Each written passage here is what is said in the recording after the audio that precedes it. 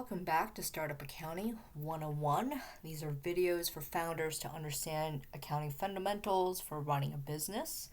We're moving through the financial projections template. It is available for free from score.org. Just go to the template gallery, find this file, and download that. I'll have the link in the description below. This video, we're covering the second analysis tab, which is financial ratios. The ratios have been calculated for all 3 years, and these ratios really can be used for any set of financials. There is a note here, so let's read this. This sheet shows some common financial ratios. There is a column where you can enter industry norms, and the rest of the note basically has suggestions on where you can find these industry norms, and we're going to get into that in the next video. This video, we're going to cover an overview of financial ratios, sort of like what they mean and how to calculate them. So the calculation I have put into the notes section, and we will go through them as we go through all the ratios. I'll review sort of where to calculate these ratios. So financial ratios, they measure the financial health of the business. So what does it mean to be financially healthy as a business? Like these ratios kind of gives us some insights on how to see that. So let's just get started with this. And the ratios sort of from the top start with liquidity. So this kind of gives an indication on the cash flow of the business. And each of the ratios has a little like note here. So we will read them. So the first one is the current ratio.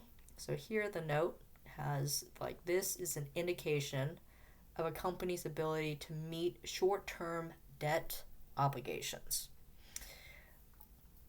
All right, and the way to calculate this is, you take your total current assets and divide it by or over current liabilities. So if we look at this, it kind of gives the formula here, and let me just split this up just to show sort of where the numbers are coming from. So these ratios, they both come from the balance sheet. So here we have D14, which is the current assets here. So we got current assets up over current liabilities. So it's these two ratios here. And if we take those two numbers, we get the current ratio amounts, which is 10.9. So ideally for any business, this number should be greater than one, close to 1 or greater than 1. That just tells you that you have enough assets to cover your debts or your liabilities. And again, this is current liabilities. The template has just one liabilities section. If you have a current liabilities section, if it's broken up for you, then you would take the total current liabilities number here. So going back to the template, so we've covered current. So moving on to the quick ratio.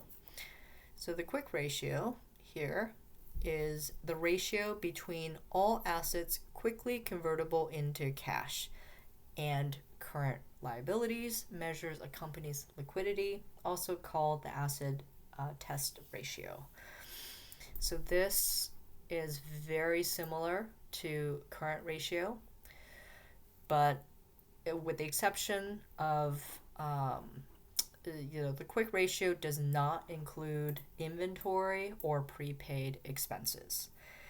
So inventory, it takes time to convert that or to sell that into to a customer. So it's not as liquid And then prepaid expenses, you've already paid that in a prior year or a prior period. So there's no cash available if you were to liquidate the business. So the quick ratio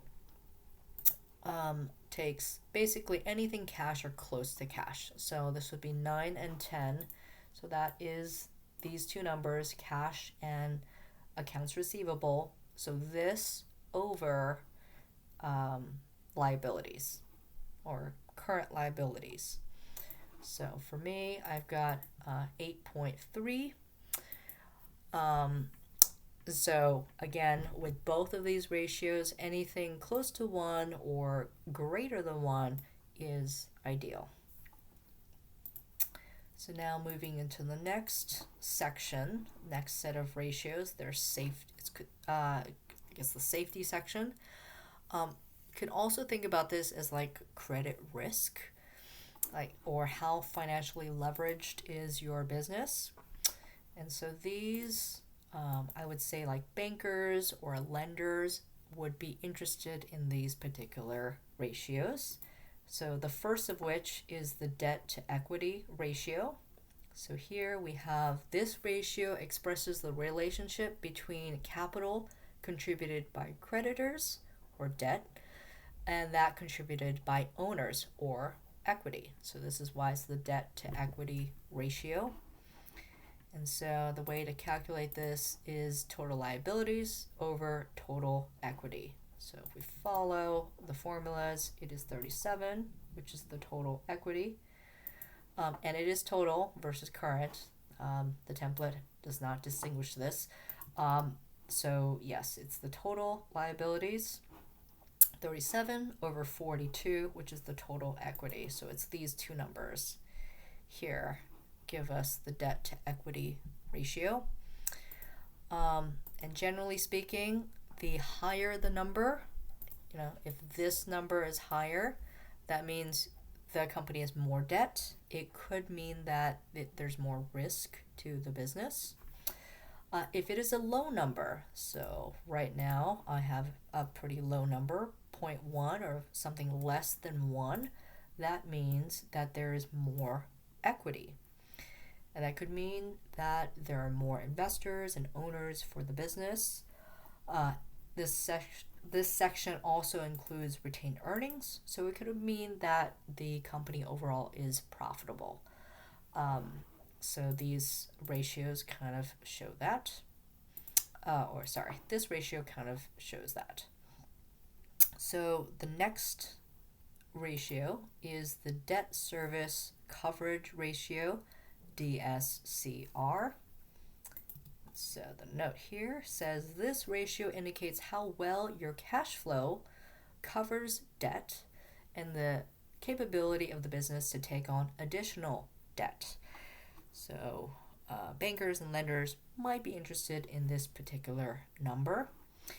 And this is generally calculated with NOI, which is net operating income or net income, over total debt. And so this is the first ratio that is a combination of both the income statement and the balance sheet. So we'll go first to the income statement. So income statement year 1. So this is 60. So this is overall net income plus 48 depreciation. So it's effectively net income. You can add back the depreciation, which would give us the overall operating income for the business. Take that number over the balance sheet, 37, which is total debt or total liabilities. Actually, I'm going to change that. Of the business. And so in my template, there's 6.6. That means that we have earned the profitability is about 6 times greater than the overall liability or the debts of the business. So we can pretty easily cover the total debt amount. And as a lender, might indicate that it's a good company to lend money to. There's more than enough profitability to pay back any sort of line of credit. And with that, we're going to move into the profitability ratios. So everyone would be interested in knowing these particular ratios, whether it's you as a business owner, investors, banks and lenders. They're all interested to know how profitable the business is. So the first of those is sales growth. So from year to year, how robust is the sales growth? So here, this ratio calculates the percentage of the increase or decrease in sales between the current year and the previous year. So the first year of business, there's 0% here. There were no sales last year. So the first year is always going to be 0 for a new business. Now, if you move from year 2 to 3, the way to calculate that is,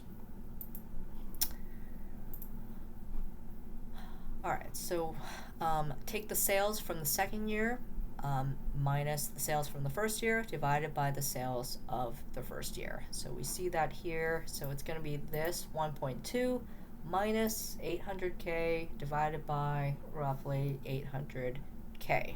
And this number we get 45 and 83, which should actually match, the sales forecast growth that we had put into the template. So we're growing, this is the estimate we made, growing by 45 and 83% for these years. And so the income statement will reflect the growth rate that was estimated in this tab. So next, moving on, COGS to sales ratio. So this shows the percentage of sales used to pay for the COGS. Expenses which directly vary with sales. It's a direct cost, is expressed in this ratio. So this is actually the common size COGS. If we go back to income statement here with the common size, and again, I'll link the common size video up here somewhere if you need a review of common size. So here is 14.4, so the common size COGS to sales should be 14.4. Right now the common size only has whole numbers. If I increase it, it'd be 14.4. It would be the same across the board here. So that's the COGS to sales ratio. Then we move into the gross profit margin. So this ratio indicates how much profit is earned on your product without consideration of indirect costs, selling, and administrative costs. So this would be the common size gross margin. Moving on, SG&A to sales. We have the ratio measures the percentage of selling, general, and administrative costs to your amount of sales. So this is actually a combination. This is also common size combination of two different rows. So we have pretty much all of SG&A. So this is like your operational common size. So here we have payroll plus total operating expenses. So if you add those together, it's about 72%. That's about right. So that's what this number is. Moving into the net profit margin. So net profit margin shows how much profit comes from every dollar of sales. So the common size net profit down here should be here 8.7. If we added percentage, yep, okay. So here these are the whole numbers. This is just one decimal point. So again, common size, It's a very useful metric to know. All right, moving on. Return on equity, or ROE. Return on equity determines the rate of return on your investment in the business. As an owner or shareholder, this is one of the most important ratios as it shows the hard fact about the business. Are you making enough of a profit to compensate you for the risk of being in business? All right, so this is calculated based on net income over total equity. So here we have net income. Okay, it's going to be this number. Net income for year one, which is 76K, divided by the balance sheet total equity. So the total equity is 119. So here the return on equity is 64%. A higher number means that it is probably profitable, and a lower percentage means that there may be poor returns on your investment. Okay. And then we're moving into the next one, which is return on assets. So this is the ratio that measures how effectively assets are used to generate a return. So ROA, and this is net income over the total assets. So net income here would be 76K over the total assets, which is 126. And here we have 59%. So these two tells you is how efficient are you at using either the equity that's built into the business or given for the business, or the assets that you have available.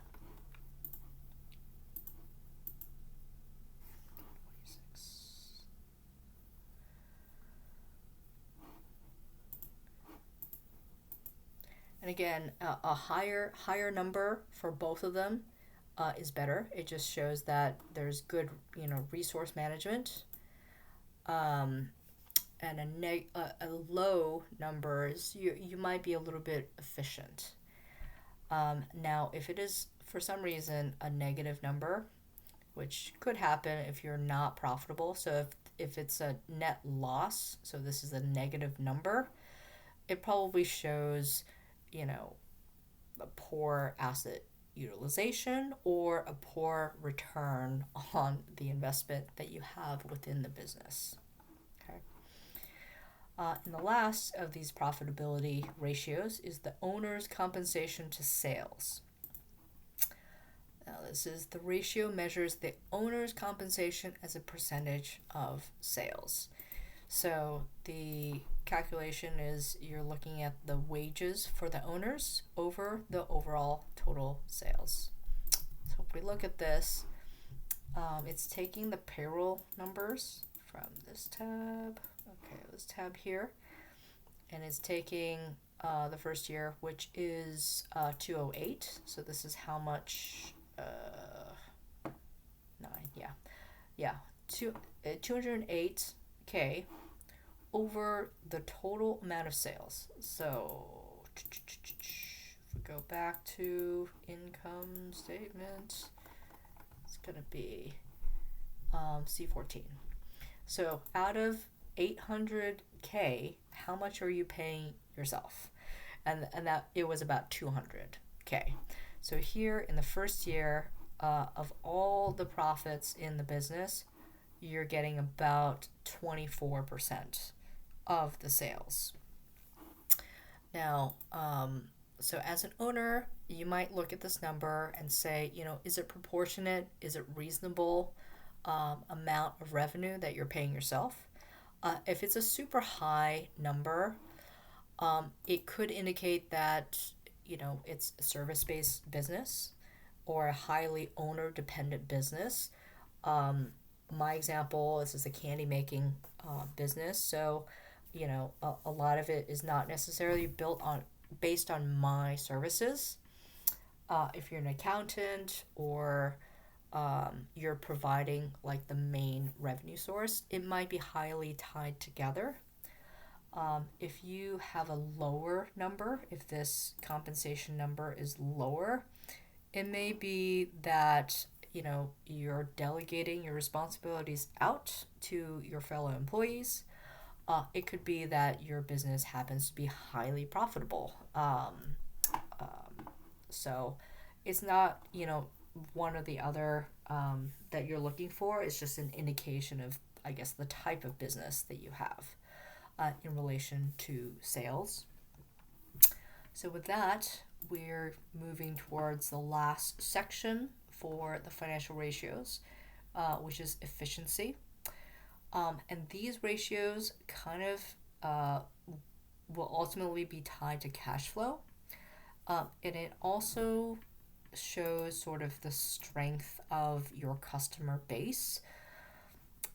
And so we will get into the first set. So these four ratios, they're kind of mirror images of each other. So days in receivables and AR, or accounts receivable turnover, they're very similar. So we'll read the notes first. So days in receivables calculates the average number of days it takes to collect your accounts receivable, number of days of sales in receivables. We'll do these two together. So the AR turnover, this ratio tells you the number of times accounts receivables turns over during the year. So this number says that over any given year, AR turns over about 18 times per year. And so the reason why I say they're sort of mirror images of each other is that the days in receivables is basically the AR balance over the total sales, and the turnover is the total sales over AR. So here in the balance sheet, so we've got the AR side. If we go here, it's 10. So this is the AR balance here. That is either the top or the bottom of the ratio, depending which one you're calculating, over the total sales. Okay, over the total sales, which should be this one. Okay, C4. Okay, so it's these two numbers, and you're going to get a percentage, and then you're going to multiply it by 360 to get the number of days. So this, I'm going to take the number of days times, 360 or 365. I don't know what the template wants to use 360, but 360 or 365 will get you the number of days. And so AR turnover, again, this is the number of times the AR kind of turns over for the year, and that is taking the total sales, so this number, divided by accounts receivable. So that's these numbers here.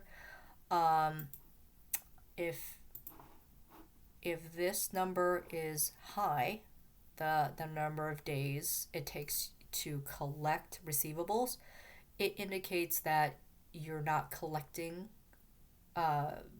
very much. Your customers are paying you very slowly. So if this is a very high number, so if this is like in the 30s, in the 60s, it's taking you 60 days to collect from customers. And if it's a very, very low number, like 19 is actually pretty good. If it's even lower than that, that just means you're super efficient at collecting from customers. And then the AR turnover, it's sort of the mirror image. If the number is super high, that means you are super efficient. That means it's turning over a ton over the year. And if it's a low number, that means you have a lot of slow paying customers. It takes forever to turn over. So moving into the next section and next ratios, which is the days in inventory and the inventory turnover. Again, these are sort of mirror images of each other. So let's just read these notes. The ratio shows the average number of days it will take to sell your inventory. The turnover is the ratio calculates the number of times inventory is turned over or sold during the year. And this one, I have the same issue of I need to say 365 to give you the number of days. So this is calculated by taking the inventory number. So the balance sheet is going to be this. So here's your inventory number divided by COGS. So the total cost of goods sold.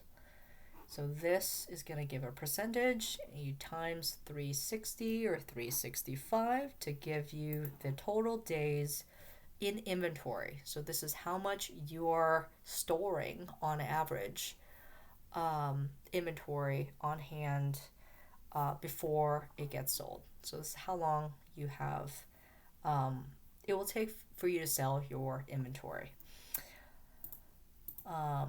So here is the mirror image. So here it's going to be cost of goods sold divided by inventory. So again, these are mirror images of each other. Days in inventory, a very high number could indicate that you are you have too much stock. It could be that you're just holding way too much inventory, so you have some overstock, or your sales are just really slow. It just takes you forever to make a sale. And then, of course, if it's low, that means you're just selling through the inventory really quickly.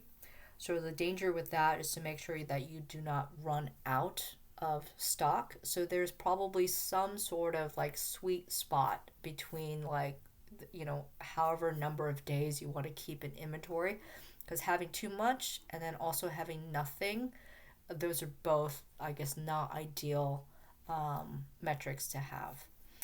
And the inventory turnover, again, it's the reversed. So a high number means like really strong sales. You're turning over the inventory a ton of times throughout the year. Low number means that you might have a lot of stock. You can't get rid of it. Now, the last ratio, sales to total assets. We have, this ratio indicates how efficiently your business generates sales on every dollar of assets. So here is it's calculated by total sales over assets. And so here we have total sales, which is going to be this number. So the total sales over G26 total assets. Okay, so it's these two numbers together. And so a high number here probably shows good asset management. If you have, it just means you have a ton of sales numbers compared to what you have on hand. Whatever assets you have, you're able to generate a ton of sales. So a higher number is good sort of asset management. And again, because it is a sales number, if it is a low number, it could indicate inefficient production. So you're not producing as efficiently as you could. And so with that, we've reviewed the common financial ratios. The next video, we will cover industry norms and competitive analysis. Like and comment if you enjoyed this video. I know it was a pretty long video, but please subscribe and thanks for watching.